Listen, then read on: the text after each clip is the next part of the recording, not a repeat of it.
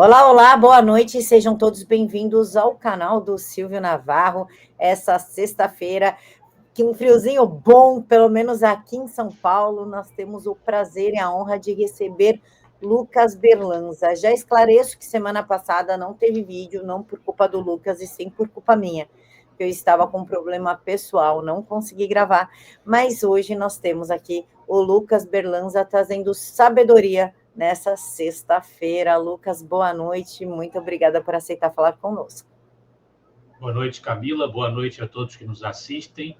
O problema da Camila totalmente justificável, mas estamos de volta aí para poder trocar impressões sobre o cenário que nós estamos vivenciando no país, no mundo, sempre à luz de uma perspectiva liberal. Espero que seja mais uma ocasião proveitosa para a reflexão de todos.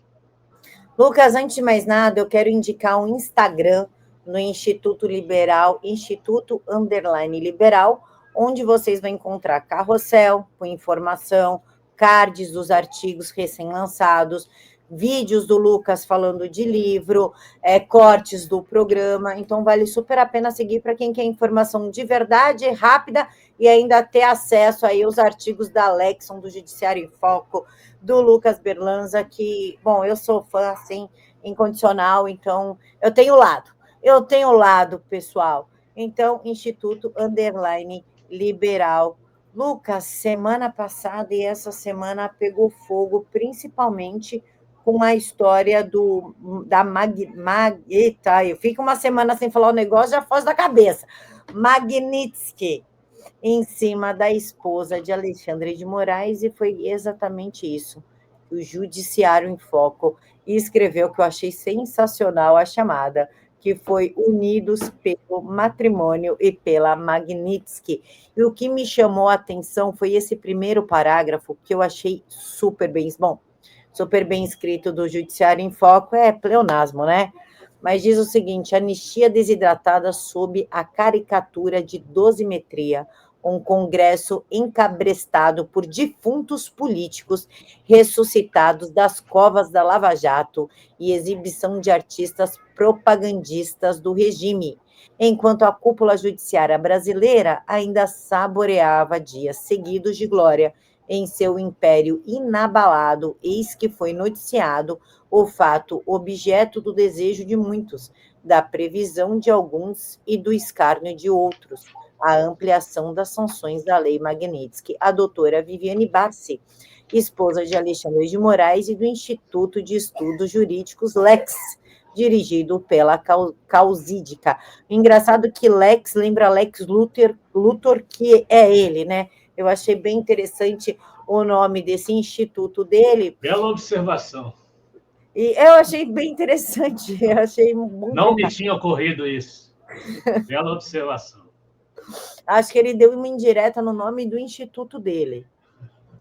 E, Lucas, para completar essa escalada de Alexandre de Moraes, como diz o artigo, né, casal de criminosos Bonnie e Clyde, ele ainda usa o Supremo, o site oficial do Supremo, para soltar uma nota em defesa da sua esposa sem autorização dos ministros, que entraram em pânico e falaram: Trump, pelo amor de Deus, nós não temos nada a ver com isso, nós não autorizamos.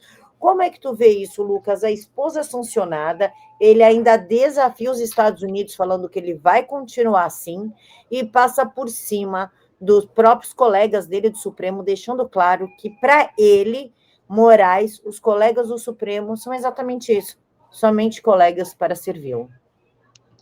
Bom, Camila, o foco desse artigo da Kátia Magalhães, a nossa querida colunista, que mantém essa coluna judiciária em foco, está nessa sanção adicional que foi conferida pelo governo dos Estados Unidos à esposa do Alexandre de Moraes, ao escritório mantido por ela, o que foi feito em função do fato de que, obviamente, os Estados Unidos já haviam dito, representantes, autoridades norte-americanas já haviam dito que iriam atrás de fontes de financiamento, de caminhos utilizados pelo Moraes para burlar os efeitos da sanção individual que ele recebeu mediante a aplicação da Magnitsky, que, repito aqui, a gente já falou isso dezenas e dezenas de vezes nos nossos encontros, é uma sanção absolutamente legal, amparada no ordenamento jurídico norte-americano e que não viola a soberania brasileira, porque Alexandre de Moraes afeta interesses norte-americanos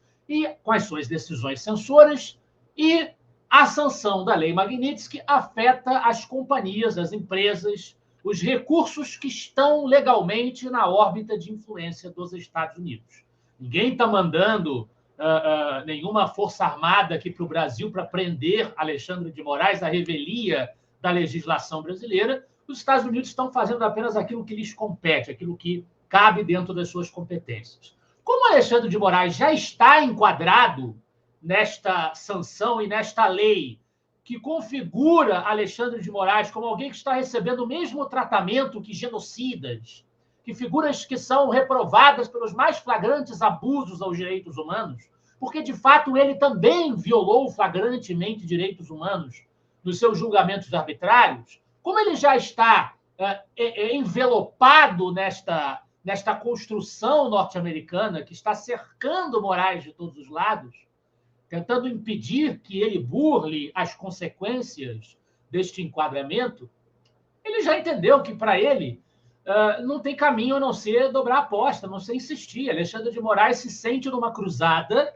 contra o extremismo, contra o fascismo, contra a tirania yankee do Donald Trump, do Bolsonaro, enfim. E ele vai até o fim com isso. E ele acha, como ele fez tudo o que fez, movido muito por um senso de corporativismo, que engloba todo o Supremo Tribunal Federal, ele acha que seus colegas devem lhe dar guarida. E, sob certo ponto de vista, é apenas por preocupação pessoal, por covardia, que muitos deles dão sinais de estarem temendo por serem enquadrados também dentro dessas sanções. Não por qualquer sentido de idealismo, de valores, de virtude, porque, de fato, se preferem se afastar de algumas ações do Moraes, diferenciar de algumas ações do Moraes, o fato é que, durante todo esse tempo, deram sustentação ao seu comportamento.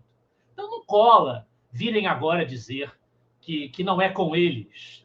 Os ministros do STF, com exceção de Luiz Fux, que, infelizmente, nós não tivemos aí a oportunidade de comentar os desdobramentos depois do seu voto para não condenar Jair Bolsonaro e os outros réus da suposta tentativa de golpe do Estado, todos eles ali, na primeira turma, pelo menos, que ficou responsável pelo julgamento, votaram a favor dessa condenação que não se baseia em lé com cré. E não houve essa tentativa de golpe, não dá para enquadrar esses réus dentro do que diz o ordenamento jurídico. Esse enquadramento se dá por razões políticas, é uma perseguição política, nós já dissemos isso insistentemente. Mas eu queria, aproveitando que você, Camila, destacou esse primeiro parágrafo descreve o que aconteceu de lá para cá. Ele descreve o cenário, os acontecimentos no cenário político brasileiro de lá para cá, que levaram até mais esta rodada de sanções para além da condenação de Jair Bolsonaro. Então, eu queria comentar um pouquinho cada ponto desse que está aí no primeiro parágrafo. Primeiro, a anistia desidratada sob a caricatura de dosimetria e o Congresso encabrestado por defuntos políticos ressuscitados das covas da Lava Jato. O que ela está querendo dizer com isso? Ela está se referindo ao fato, e a gente faz uma crítica muito direta à oposição brasileira. A oposição brasileira fez todo o escarcéu em julho. Nós estamos em setembro, não faz tanto tempo assim, pessoal. Não tenhamos uma memória tão curta. Em julho, a oposição brasileira fez um escarcéu, obstrução, protesto, nós não vamos deixar votar nada, de maneira aguerrida, visceral, nós não vamos deixar as coisas que são os projetos do interesse do governo avançarem aqui no Parlamento. O Parlamento não vai funcionar enquanto não levarem adiante as 3 pautas de que a democracia brasileira necessita para ser restaurada. A anistia aos presos do 8 de janeiro, aos acusados de golpe de Estado, para tirar de cena estes abusos que estão sendo perpetrados, violando a separação dos poderes, violando os direitos fundamentais, violando a liberdade de expressão e associação. Segundo, o fim do foro privilegiado para diminuir o poder do STF de pressão sobre os parlamentares, colocar os parlamentares sob julgamento em primeira instância, como qualquer cidadão. Esta era a ideia. Ou, no mínimo, modular, diminuir o foro privilegiado. No mínimo. Há quem diga que não seria factível eliminá-lo, mas seria factível diminuí-lo ou modulá-lo, que seja. Terceiro, impeachment de Alexandre de Moraes. Porque os ministros do STF têm que ser punidos, eles têm que sofrer consequências do que eles estão fazendo. Alguma coisa ali tem que mudar, alguém tem que ser tirado de lá. Porque se eles ficarem apenas lá, deixando tudo passar em brancas nuvens, não se mudou nada no regime brasileiro. Não se mudou nada. Não se mudou nada. A gente vai falar um pouco mais sobre esse ponto mais adiante. O que aconteceu com essas três pautas? De impeachment, só quem fala é o Gilmar Mendes. Gilmar Mendes fala do impeachment para não deixar ele acontecer, evidentemente. Diga, Camila, diga.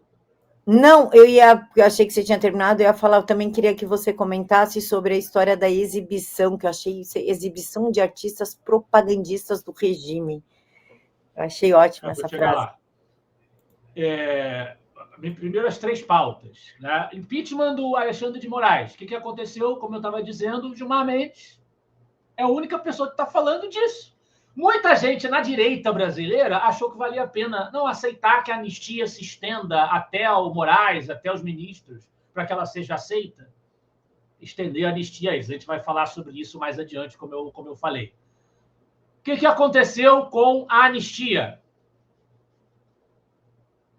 A oposição fez uma festa acreditando, não, agora vai. Hugo Mota prometeu, tem um acordo dos partidos. O que adianta um acordo dos partidos? Eu falei na época. O que adianta um acordo dos partidos que supostamente tinha, se quem vai pautar vai ser o Mota, e o Mota não pautou. O tempo passou, só coisas de interesse do governo Lula foram pautadas, com exceção, felizmente, da CPI do INSS, que foi aberta, a oposição mostrando algum serviço, e aprovou-se a urgência da abertura da anistia. Quem vai ser o relator? Paulinho da Força. Paulinho da Força. Amigo de Alexandre de Moraes. E aí, é por isso que a Kátia está falando de defuntos ressuscitados das covas da Lava Jato. Paulinho da Força aparece, logo depois de ser nomeado ali relator, ao lado de Aécio Neves, Michel Temer. Só figuras das antigas da Nova República. De repente, reaparecendo como os pacificadores. Não se esqueçam que Michel Temer indicou Alexandre de Moraes. Não se esqueçam disso. Eles estão lá dizendo que não, que anistia é inconstitucional. Mentira! Anistia é inconstitucional. O que a gente pode fazer aqui é o PL da dosimetria. É diminuir as penas. Diminuir pena, como diz a revista Oeste, numa matéria em que ela aborda a proposta que está em discussão e que o Paulinho da Força defenderia, segundo a apuração da revista, diminuir ali de 8 para 6 anos. De 4 para 2. O que é isso, gente? O que é isso? O que isso resolve? O que isso muda? Melhora um pouquinho a vida das pessoas, mas não passa borracha em nada, não pacifica nada. Essas pessoas continuam sendo tratadas como criminosas. As penas ainda são longas. E terceiro, o fim do foro privilegiado. Aí vem a exibição dos artistas propagandistas do regime que você destacou, Camila. O que aconteceu com o fim do foro privilegiado? Alegando que era necessário fazer isso para que a urgência dessa anistia, que já virou dosimetria, fosse aprovada, a oposição apoiou uma PEC, a tal da PEC da blindagem, que apareceu do nada, ninguém estava pedindo por isso, ninguém queria isso, eu não sei de onde apareceu isso, e, de repente, a oposição estava lá, fazendo discursos, né? Nicolas Ferreira, é a salvação da República, no parlamento, aprovando uma PEC que estabelecia, ela foi soterrada pelo Senado, tamanha foi a repercussão política negativa dessa idiotice. Uma PEC que estabelecia um voto secreto para você abrir investigação contra parlamentar, E uma PEC que aumenta o foro privilegiado. Aumenta o foro privilegiado para cacique de partido, para presidente de partido. Aumenta o foro. Mas não tem nem 3 meses que a oposição estava gritando pelo fim do foro. E, de repente, a salvação da República é aumentar o foro. O que aconteceu? Entregaram de presente para a esquerda, apesar de ter gente da esquerda votando a favor, mas ficou marcado como uma coisa que a oposição abraçou, uma contradição que de fato foi. Entregaram de presente para a esquerda um discurso de anticorrupção. Entregaram um discurso de anticorrupção para Zé Dirceu e companhia. Irem para a rua fazer barulho contra nós. E fazer parecer e dar narrativa para a imprensa que a gente está perdendo apoio nas lutas pelas causas necessárias. Deram um tiro no pé, eu diria, na alma. E as manifestações da esquerda foram as maiores em muito tempo. Não há como tapar o sol com a peneira e dizer o contrário. Mas, sim, é evidente, e aí entra o que a Kátia fez menção aí no texto, que elas também foram grandes porque foram shows. E a gente tem ali os artistas puxa-saco do lulopetismo, da esquerda, da salvação da democracia alexandrina, oferecendo ali os seus préstimos ao regime para atraírem ao showmício os seus fãs. Isso, naturalmente, também ajudou a engrossar as manifestações. Que, no entanto, feita seja a ressalva, não se equiparam às manifestações à direita, Camila. Perfeito, Lucas. Lucas, olha só, eu fiz 2 anotações aqui que eu gostaria que tu comentasse. A primeira é, Alexandre de Moraes, ele está se achando Don Quixote do mal e vendo o golpista, que na verdade são moinhos de vento, não são nada, e ele está ali numa guerra onde ele vai salvar o Brasil. Ele está tentando pagar de Don Quixote aí?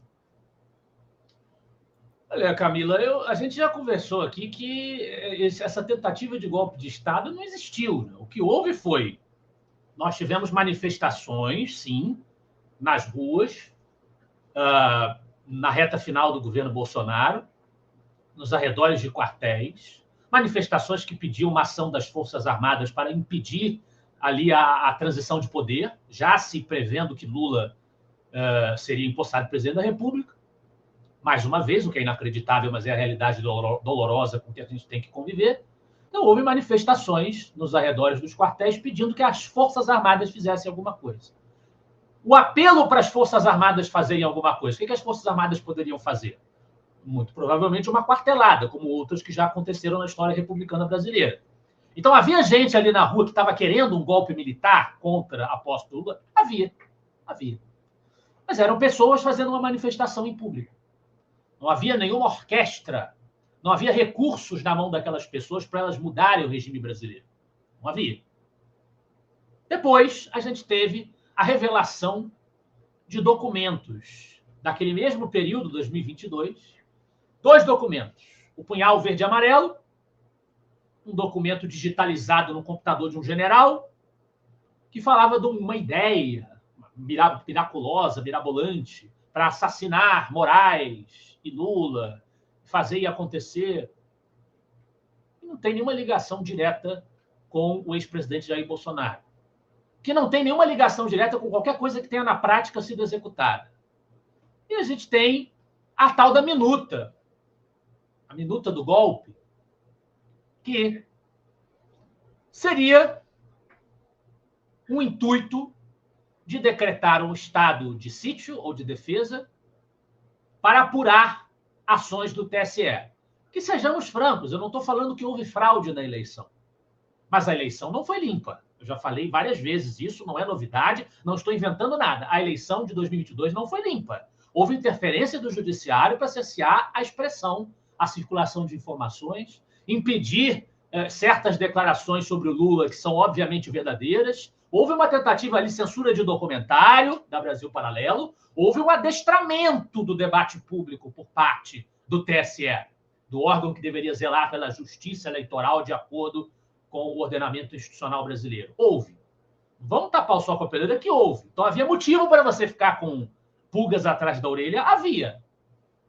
Havia motivo para incômodo, para acusação de parcialidade do sistema? Por um lado, havia. Mas havia ali a ideia de um decreto que faria uma intervenção no TSE, uma apuração no TSE, mas esse decreto presidencial, que para existir tem que ser cogitado pelo presidente da República, seria levado a um conselho de defesa que envolve militares. Então, o Bolsonaro sentar com militares para conversar sobre isso faria parte do que determina a lei para ser feito em uma situação como essa. Ah, mas o texto, a situação não merecia, não cabia, legalmente ele não poderia. Beleza, seria rejeitado. Mas o presidente da República cogitar a iniciativa, para ela existir no ordenamento jurídico, na lei brasileira, ela tem que ser cogitada pelo presidente, porque cabe a ele fazer isso. Então, o presidente levaria isso a um Conselho de Defesa, ao Conselho da República e ao Congresso, que teria que aprovar o decreto. Teria que aprovar o decreto. Nada disso foi para frente. Numa conversa, de acordo com delações que também são altamente duvidosas, a delação do Cid com idas e vindas, né, com várias modificações ao longo do processo, inconsistências, muito bem apontadas pela nossa Kátia Magalhães também, nos seus artigos sobre o assunto. Isso morreu, isso não foi para frente. Aí, meses depois, já em 2023, com Lula presidente, empossado em Brasília, responsável, portanto, ali pela defesa da Praça dos Três Poderes, nós temos uma manifestação que não tem nada a ver com o assunto, em que algumas pessoas cometem vandalismo e quebram coisas, sem nenhum apoio militar, nenhum armamento a sério, nenhuma condição de subverter as instituições republicanas. Então, não houve nada que justificasse o terrorismo midiático que está sendo feito em cima disso desde então. A verdadeira narrativa de heroísmo do STF e das instituições contra um terrível mal que quase destruiu as instituições brasileiras, isso não existiu. Isso não aconteceu. Você pode ter a opinião que você quiser sobre Bolsonaro, sobre o governo dele, sobre esses movimentos dos quartéis, sobre o 8 de janeiro, a opinião que você quiser, mas não era possível, não havia, era um crime impossível a abolição violenta do Estado de Direito. Quanto mais estendido a pessoas que, por exemplo, o máximo que fizeram foi pichar batons, num golpe de Estado que tinha até vendedor de algodão doce ali presente. É ridículo, é irrisório esse discurso. Quem realmente... Aí eu lembro da manchete do Estadão. O STF invocou poderes de emergência necessários para defender a democracia e agora tem que se recolher ao seu lugar. Mas invocou de onde? Ele invocou de onde um poder que ele não tem, de acordo com a Constituição? Ele não é o zelador da Constituição, ele invocou de onde? De um feitiço? Um ritual satânico? Ou de um golpe? Você não seguir a Constituição, você é uma autoridade política. Você passa por cima da Constituição para alcançar um objetivo político. Qual é o nome disso? Golpe. Fica a pergunta, Camila. Lucas, e a outra pergunta é justamente sobre o argumento deles em relação a Magnitsky, que é sobre que é sobre a soberania. Eles falam que isso fere a soberania, eu não sei como, porque é o Trump impondo isso a empresas americanas, em solo americano, nada a ver com o Brasil, mas eles permitiram que a China, além de comprar uma cidade em Pernambuco, agora coloque 100 milhões de reais no MST de Maricá, Rio de Janeiro, falando que está fortalecendo o movimento. Aí não fere a soberania, dinheiro da China, a China comprando cidade? Como é que fica essa questão de soberania seletiva?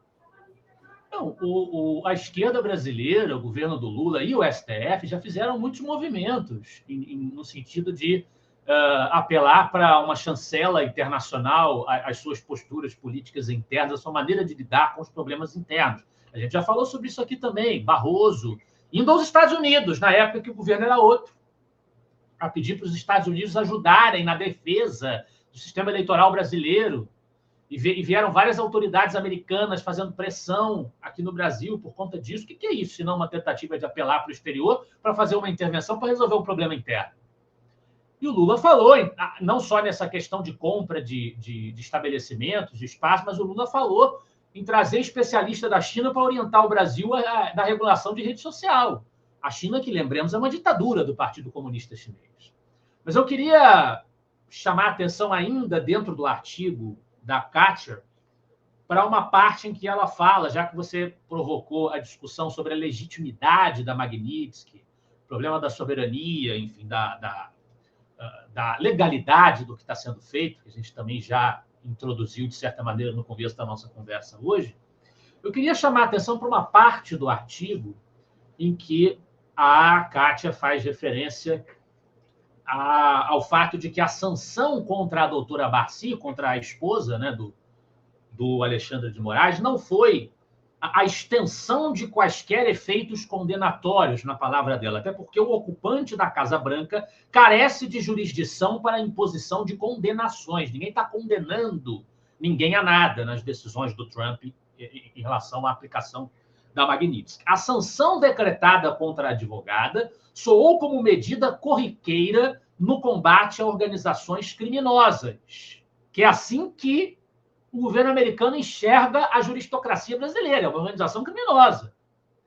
Alexandre de Moraes comanda um aparelho que viola direitos humanos e que agride os interesses dos Estados Unidos, dos cidadãos que legalmente residem lá e das companhias que legalmente operam lá e cujos serviços os brasileiros utilizam.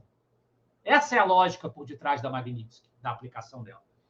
Medida corriqueira no combate a organizações criminosas cujas operações só chegam a ser sufocadas com êxito mediante o congelamento de ativos das fontes financiadoras.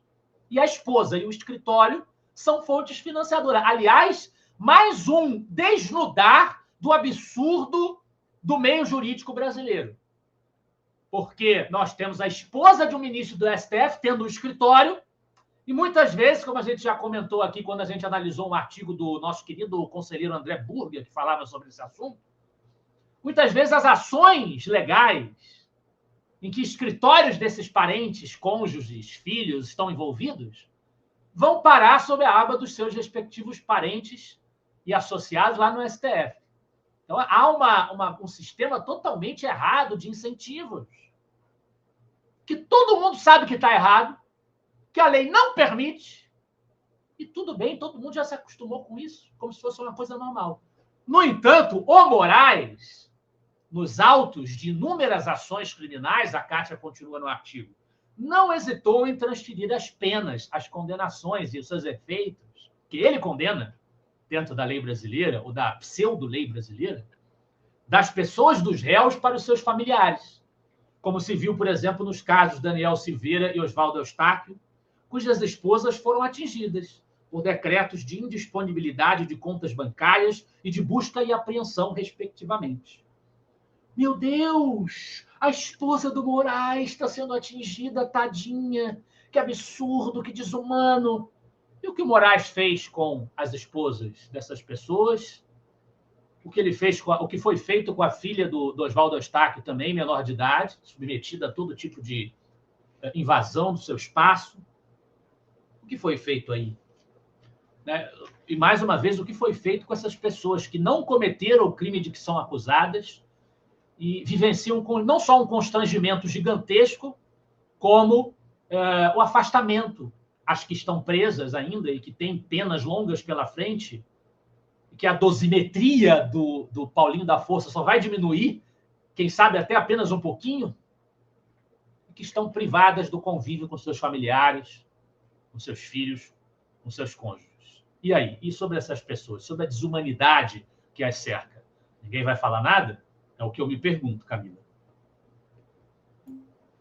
Exatamente, Lucas. O Moraes me desmonetizou e tirou minhas redes sem menor explicação. Eu estava grávida de 2 meses e tinha acabado de chegar em São Paulo, de Canoas para São Paulo, sem emprego. E era o único dinheiro que eu tinha e, de repente, sem nada, com 2 filhos na mão, na barriga.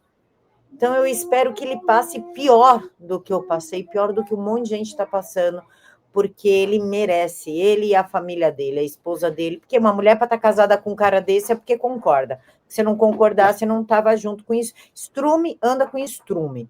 Lucas, por falar em direitos humanos, a gente também tem que falar a respeito da anistia, né?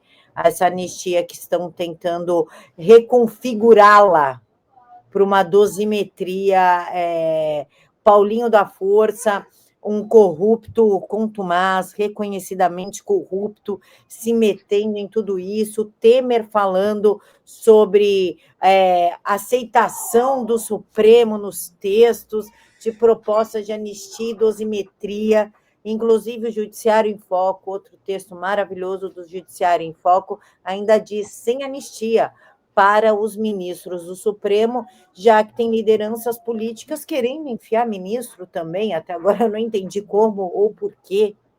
Pode falar um pouquinho a respeito? Vamos lá, Camila. Em 1979, a lei de anistia, que realmente foi implementada na história política brasileira, nos estertores do regime militar, foi uma solução política encontrada para realmente passar uma borracha e o país seguir adiante. Ela perdoou, ao mesmo tempo, os crimes da extrema-esquerda, da luta armada, os comunistas que tentaram, e eles mesmos assumem até hoje isso, derrubar a ditadura militar vigente no Brasil para substituí-la por uma ditadura de índole socialista, essa era a ideia deles, e perdoava também os próprios militares que capitaneavam o regime. Ninguém seria punido por crime nenhum, tortura, atentado, bomba, o que fosse. Todos seriam inocentados dali para frente. Estariam anistiados, como diz o nome, né? Diz o termo lei da anistia. Essa lei foi aprovada no governo do presidente Figueiredo, e era um presidente da linha moderada do regime militar, da linha chamada sorbonista, que teve ali Castelo Branco, foi o primeiro presidente do regime, depois a linha dura ascendeu ao poder, e quando Geisel é indicado por Médici para ser o presidente, ele meio que atraiçoa o Médici e se assume como linha moderada, alinhando-se ali ao Golbery do Couto e Silva e abrindo caminho para uma distensão do regime que teria na lei da anistia do seu sucessor um coroamento, ao mesmo tempo em que também se implantou ali o multipartidarismo novamente no Brasil, dando início às instituições do que seria, com a aprovação da Constituição de 88, a nova República.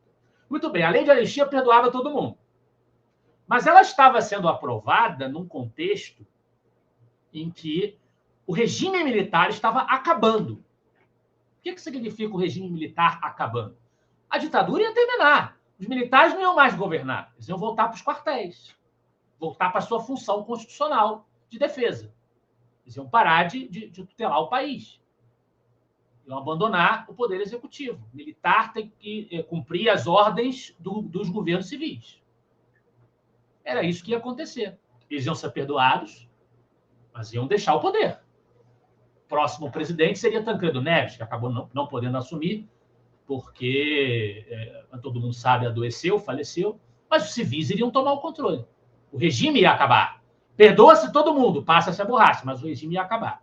O que se está tentando, muitas vozes vêm defendendo hoje, é se inspirar naquele exemplo histórico para fazer algo parecido hoje. Tá, nós entendemos que o STF passou do ponto. O STF abusou e a gente tem que anistiar as pessoas que são vítimas dos julgamentos do STF. Mas a gente vai perdoar o STF também, que aí passa a borracha em tudo, paz e amor, que maravilha, segue a vida e o país continua na sua democracia relativa, como diria o. O problema é que no cenário atual não se fala em tirar os ministros. Os militares saíram. Os militares foram perdoados, mas eles saíram.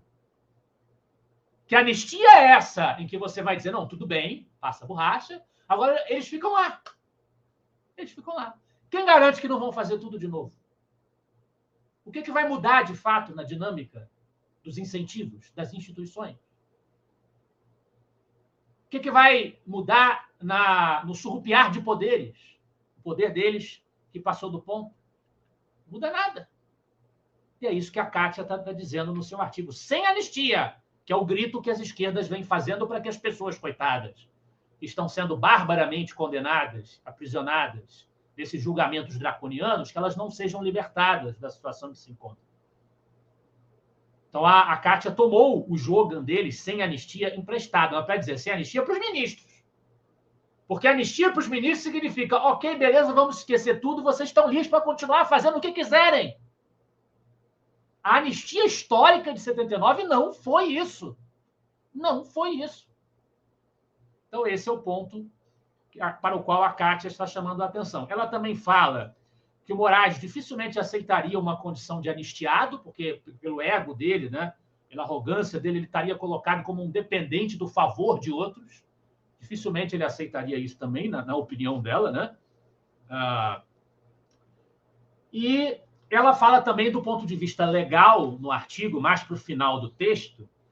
Lembrando que esse texto e o outro sobre a Magnitsky estendida à esposa do Moraes, esses textos foram publicados originalmente no site do jornalista Cláudio Dantas e replicados com autorização pelo Instituto Liberal, né?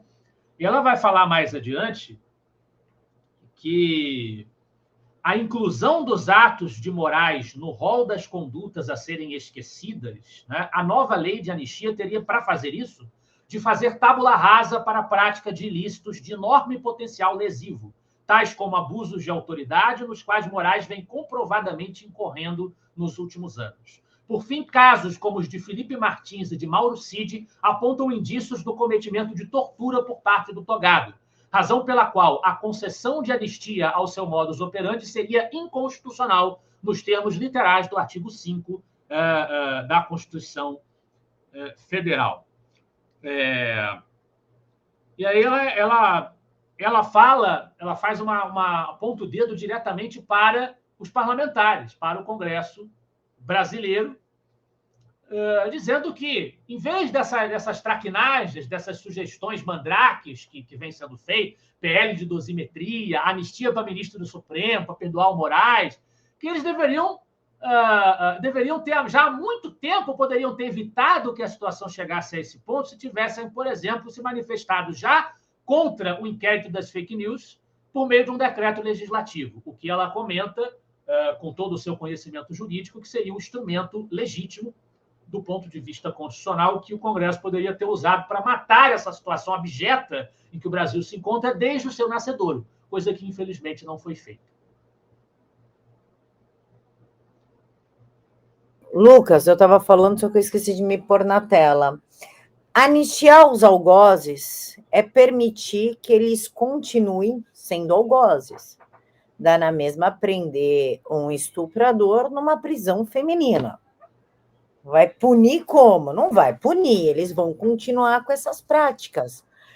Quando tu vê uma solução tão imbecil dessa, vindo de mais de 513 deputados e 81 senadores, pensarem num absurdo desse e falar, olha só, eu vou anistiar o meu próprio algoz. Camila, vou ser muito breve na resposta a essa pergunta. Como é que eu vejo uma decisão imbecil dessas, vindo da nossa classe política? Eu vejo sem nenhuma surpresa. É só isso que eu tenho para te dizer. É triste, né? Está cercado de idiotas.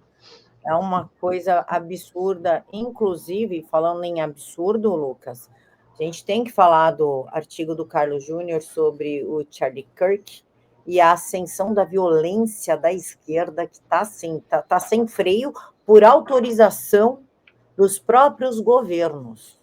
E isso, para acontecer no Brasil, não demora muito. Inclusive, tivemos pessoas, né, Lucas, comemorando a morte de um pai de família, de um marido, que defendia as suas ideias, e o melhor, que fazia as pessoas refletirem, sem violência, sem imposição, sem censura, ou seja, o oposto da esquerda. E o artigo do Carlos Júnior diz o seguinte, o Rubicão foi cruzado com o assassinato de Kirk ou Kirk, Lucas?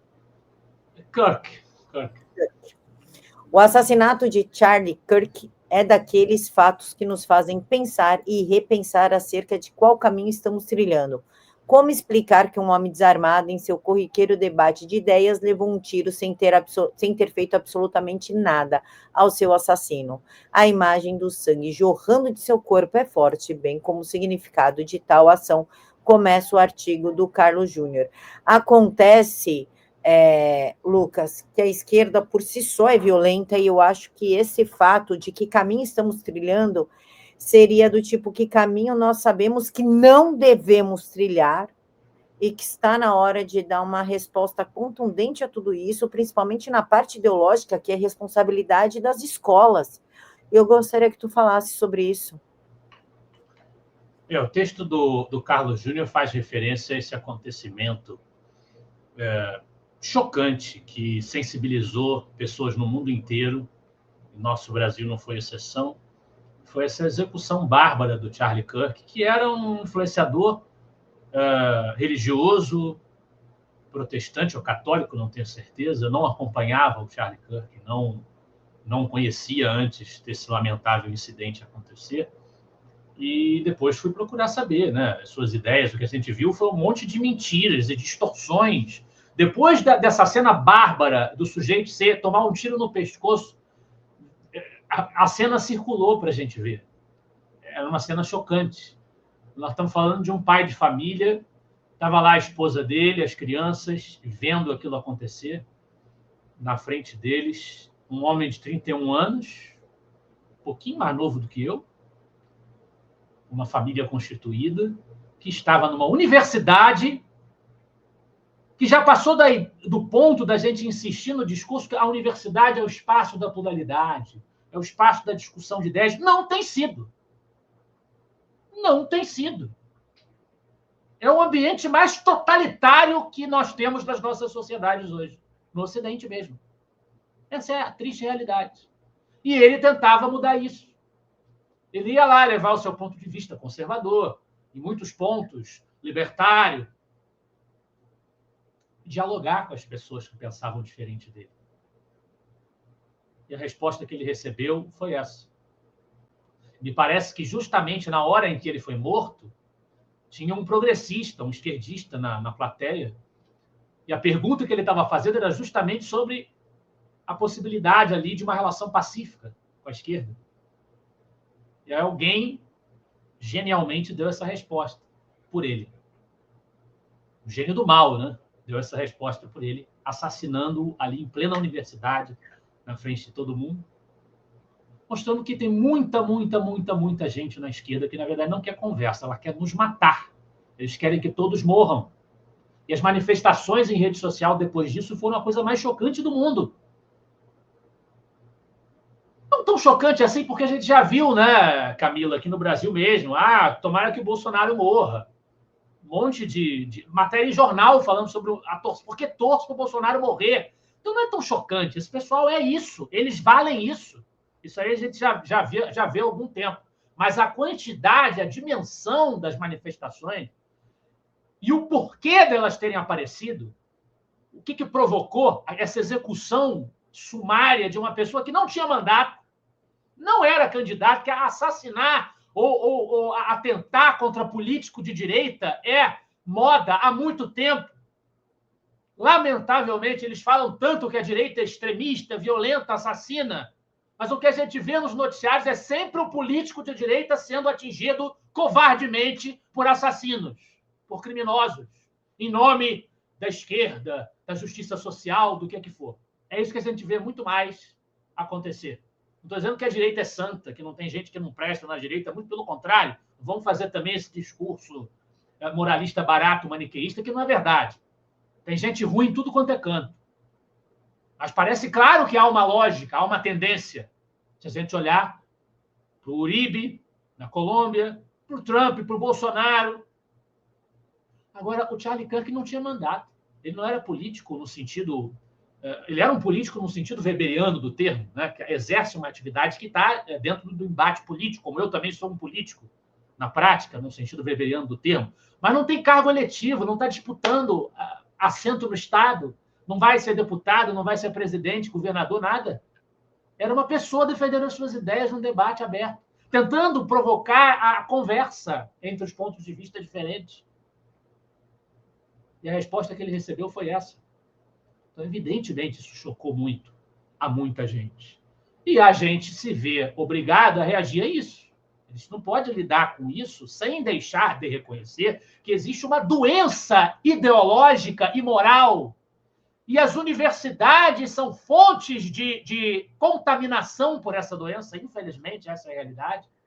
E a gente precisa dar um jeito de lidar com essa questão. E a gente dar um jeito de lidar com essa questão passa por endereçá-la corretamente, identificar que ela existe. Hoje, a universidade, majoritariamente, é um ambiente hostil. Infelizmente, é um ambiente hostil. Nós temos ali dificuldades burocráticas para os professores e estudantes que são de direita, que são conservadores, que são liberais, clássicos. Mas, mais do que isso, a gente tem intimidação física e a gente tem morte. Agora, acabou em sangue nos Estados Unidos, onde as universidades ainda têm uma presença da direita maior do que existe, de longe, nas universidades brasileiras. Existem associações de juventudes republicanas nos campos americanos. No Brasil, a gente tem a JL, a Juventude Livre, que também foi profundamente intimidada no Congresso ali da Uni. Agredida fisicamente, como disse a Gabriela Benini, diretora lá, tentaram matar o pessoal ali. Era literalmente esse o clima. Então, há um ambiente bárbaro na universidade e há uma consciência, ou falta de consciência, bárbara nos ideólogos de esquerda, que acham que o mundo vai ficar melhor se caso se saia por aí matando pessoas como Charlie Kirk, destroçando famílias como a família dele. Isso é um problema muito sério e a gente tem que lidar com esse problema, Camila. Lucas, a gente também tem que falar da mídia, porque a mídia fez um esquema de desumanização tão grande em relação ao Charlie, como também fazem a direita, que as pessoas se sentiram validadas a comemorar a sua morte. Nós também tivemos aquela declaração patética daquele cara lá chamado Peninha, que, de fato, ele é uma pena, né? Aquele cara você olha ele é digno de pena. Cara sem sucesso, parece sujo, não saiu dos 15 anos, enfim, é uma figura muito grotesca. E a mídia, ela estimula esse ódio contra a direita, que eles chamam de extrema direita, mas nunca falam em extrema esquerda, e também estimula essa desumanização do pessoal da direita. Como é que tu vê esse modus operandi da mídia? Inclusive o texto aqui do Carlos Júnior fala também de desumanização, do modus operandi de destruir, de coisificar o adversário. Como é que tu vê a responsabilidade da imprensa no assassinato do Charlie? É óbvio que é uma responsabilidade moral, não uma responsabilidade direta, porque a gente não pode cair em contradição e dizer que o discurso mata. Né? Por mais imoral e abjeto que seja, não é o discurso diretamente que está matando, senão isso se volta contra a gente amanhã com muita facilidade e sem a mesma base, obviamente. Porque eles, de fato, estão desumanizando as pessoas que pensam de maneira alinhada ao conservadorismo e ao liberalismo, e a gente não está desumanizando ninguém. Pelo menos a gente pode ter certeza que aqui desse programa ninguém está desumanizando ninguém. Mas, sem dúvida, existe uma responsabilidade moral, ainda que não criminal, existe uma responsabilidade moral dos porta-vozes desse pensamento ilustrado que vem das universidades. Eu vou enfatizar mais uma vez isso, Camila, porque eu acho muito importante a gente identificar isso. Não é que eu sou inimigo da existência de universidades, da academia, de maneira nenhuma. Mas o que elas se tornaram é muito trágico, é muito complicado de se lidar. Eu fiz faculdade de jornalismo na Universidade Pública do Rio de Janeiro. Eu sei o que é, eu sei com que mentalidade as pessoas saem dali. Então, a universidade é um celeiro dessa doença. E as elites culturais, jornalísticas, midiáticas, elas saem dali. E aí elas vão levar esse tipo de discurso para os espectadores. Agora, do mesmo jeito que eles podem fazer isso, semear o ódio contra nós, ao mesmo tempo em que dizem que o amor venceu e que o ódio nós é que personificamos, nós é que encarnamos,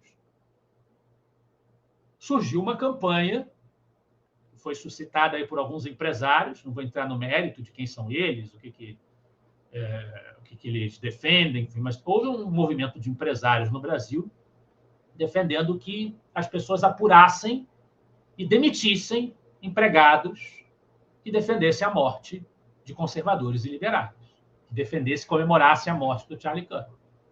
Foi feita uma campanha nesse sentido. E muita gente reagiu, dizendo, não, isso é um abuso, isso é um excesso. Liberais mesmo. Ah, mas é um movimento de massa, ignorante, vai afetar gente que só tem uma opinião diferente. A gente não pode sair demitindo esquerdista. Não é demitir esquerdista. É demitir alguém que quer que você morra. É diferente. Você pode ser um social-democrata, beleza, você tem direito. Como você tem direito também de querer que eu morra. Mas eu tenho direito de não querer estar associado a você. Para que eu vou confiar nas minhas relações profissionais em alguém que quer que eu morra porque eu penso diferente? Então, eu acho absolutamente legítimo o boicote, retirar recursos financeiros, sem nenhuma coerção, sem o Estado fazer nada. Ninguém está botando essas pessoas na cadeia. Elas revelam para todo mundo as idiotas que elas são e a sociedade reage livremente como tem que reagir, com base nos seus valores, execrando esses comportamentos. Seja recusando-se a ser cliente desses defensores do assassinato, da barbárie, seja retirando-os do seu quadro de funcionários. Absolutamente legítimo. Eu acho completamente incoerente da parte das pessoas que condenam essa atitude insistirem nesse discurso. Eu acho o boicote muito bem-vindo, é uma ferramenta que a liberdade de expressão nos dá para sinalizar para a sociedade o que a sociedade não aceita, o que é inaceitável, o que é intolerável. Há coisas que são intoleráveis. Eu não concordo com qualquer movimento de massa, não concordo de maneira nenhuma. As minhas aderências UIGs, elas me educam no sentido contrário. Basta ver o que eu opinei quando quiseram impedir a Judith Butler, a ideóloga de gênero, de botar os pés no Brasil. Gente, não é assim, não é interdição física, pelo amor de Deus. Ou quando quiseram impedir a Miriam Leitão de falar num evento. Gente, se a gente ficar impedindo as pessoas de falarem nos eventos, uma pessoa que ela pode ser cretina, ela pode ter opiniões ridículas, mas a Miriam Leitão não é uma assassina. Tá? Ela foi comunista no passado, integrou uma organização comunista, mas ela estava indo falar como jornalista. Hoje a situação dela é outra. E, ao que consta, não há provas nem de que ela se envolveu diretamente em ações armadas na época. Então, impedir de falar, ela não pode ir num evento, é um exagero. A gente está suscetível a exageros, mas não significa que a gente não possa agir quando a situação impõe. Existem limiares civilizatórios. A gente não vai receber num evento um líder de uma organização terrorista do Oriente Médio. O líder do Estado Islâmico vem aqui falar. Eu não vou receber o líder do Estado Islâmico como se ele fosse um porta-voz, um interlocutor legítimo, que ele não é. Eu não vou receber um assassino como se ele fosse um interlocutor legítimo. Defender a matança das pessoas que pensam diferente de você não é um discurso aceitável. Ele pode ser verbalizado, a pessoa pode falar isso, ela pode dizer isso. Mas a sociedade tem aí o direito de rechaçar, de boicotar e de isolar aqueles que semeiam esse tipo de ódio. Essa é a maneira correta de lidar com a questão, Camila. Na minha opinião, sinceramente expressa. Não, eu sou a favor, inclusive eu sou contra, Lucas, totalmente contra esse negócio de, não vai falar isso porque é xenofobia. Cara, eu quero saber quem está do meu lado. Deixa o povo falar o que quiser, livremente. Aí tu escolhe. Esse cara é um bosta, eu não quero perto de mim. Pô, isso aí pensa igual a mim, eu quero perto de mim.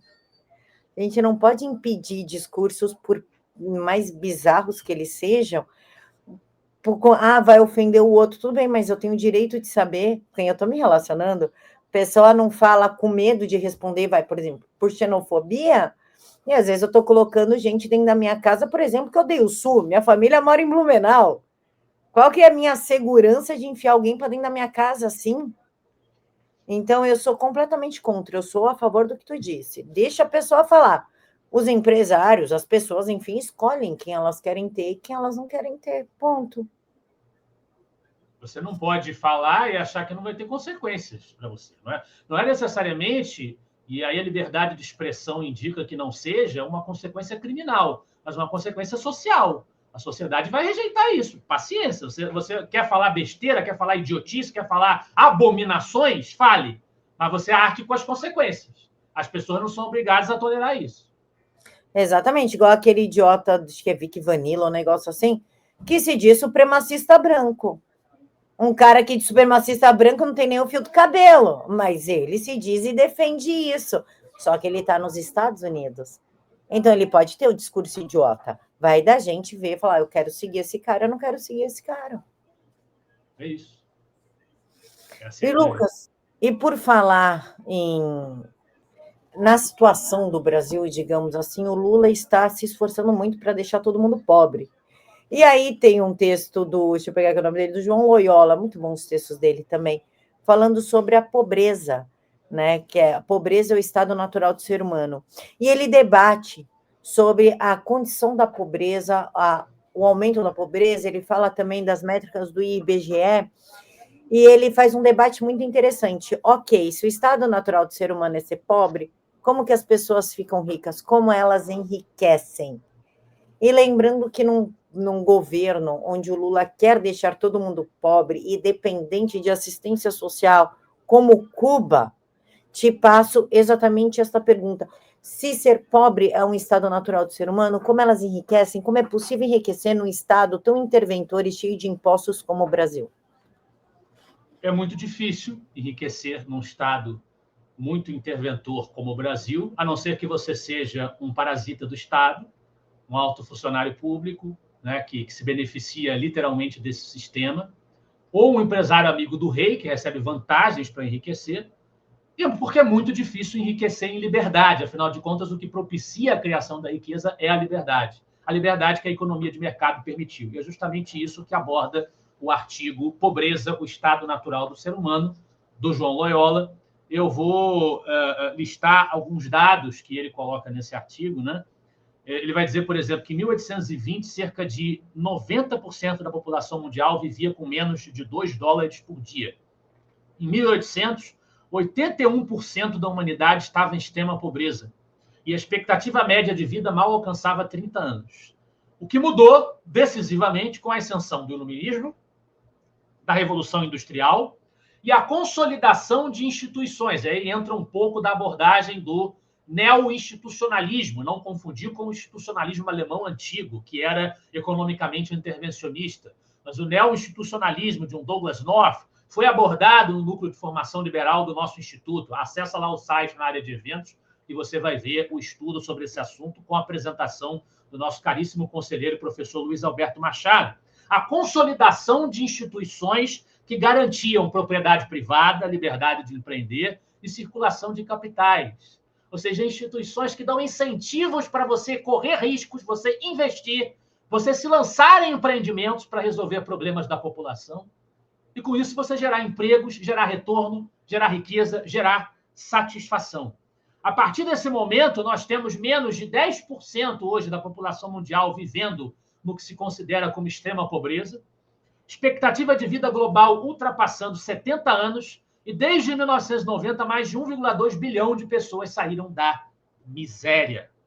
Ele fala também que países que adotaram essas instituições, e não tinham antes, tiveram resultados extraordinários. A Coreia do Sul, na década de 50, ele fala, era mais pobre que vários países africanos. O que aconteceu com a Coreia do Sul em poucas décadas, né?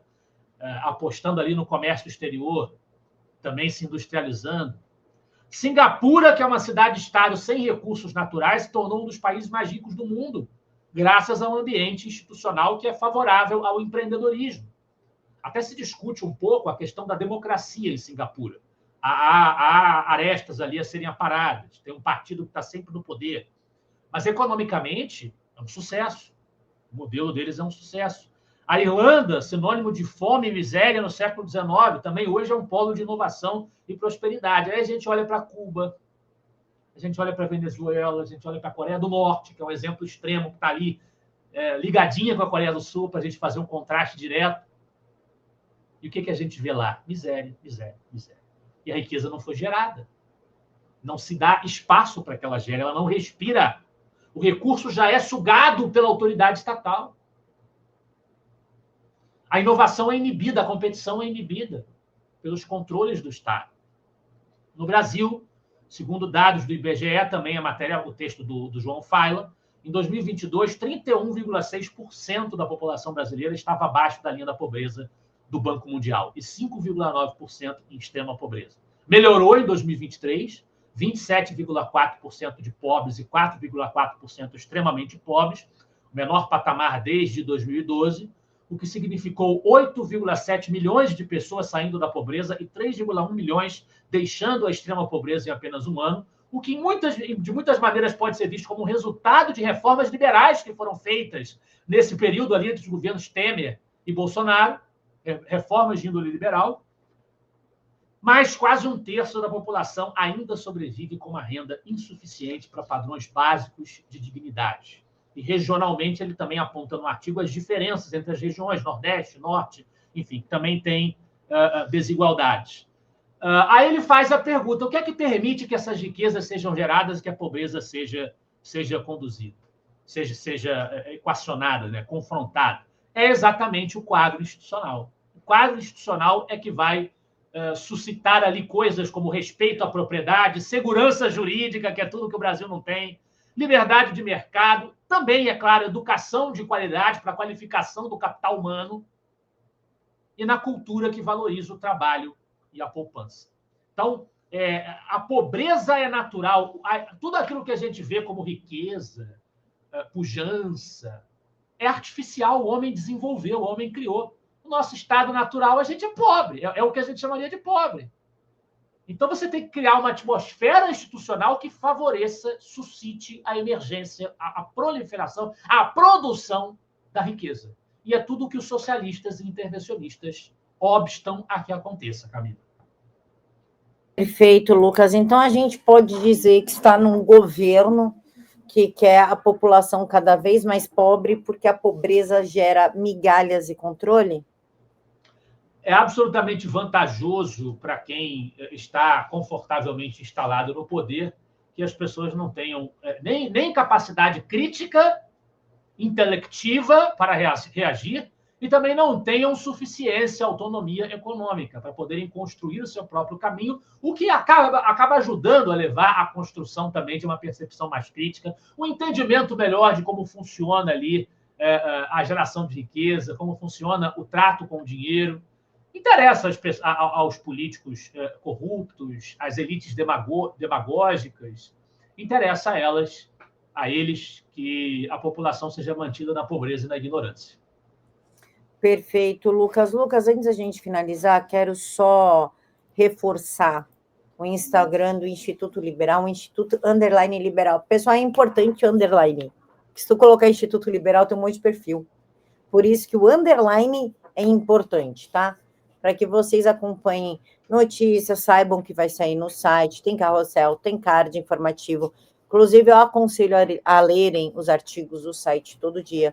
Tem um melhor que o outro. E, claro, a livraria do Instituto Liberal, que está em promoção. Tem promoção assim, começa com 20% e vai até 70%. Vale a pena, tem história do liberalismo brasileiro, os erros fatais do socialismo. Eu adoro esse livro aqui, Os Erros Fatais do Socialismo. Governo Onipotente também é o meu amorzinho. Mas hoje eu já indiquei esse livro, mas eu vou indicar de novo, Lucas, para ver se as pessoas acordam. Entendeu? O Caminho da Servidão, do Hayek. Quantas pessoas não entenderem que elas estão sendo escravas voluntariamente, a gente não vai conseguir mudar esse país. Lucas, qual a tua indicação? Bom, já que a gente está falando de pobreza, eu indico mais uma vez também A Riqueza das Nações, do Adam Smith, que é um livro justamente explicando como é que surge a riqueza das nações. O objetivo não é a gente aprender como é que realmente a pobreza, como estado natural, ela é combatida, ela é equacionada, como é, portanto, que se gera riqueza. Está aí o clássico de Adam Smith abordando exatamente esse assunto. E não é trocando o teu voto por picanha e cerveja que vai ficar rico, né? Porque ficou sem a picanha, sem a cerveja, sem o dinheiro, sem o BCP, sem o Bolsa Família. Parabéns aí para os envolvidos, né, Lucas? É isso aí.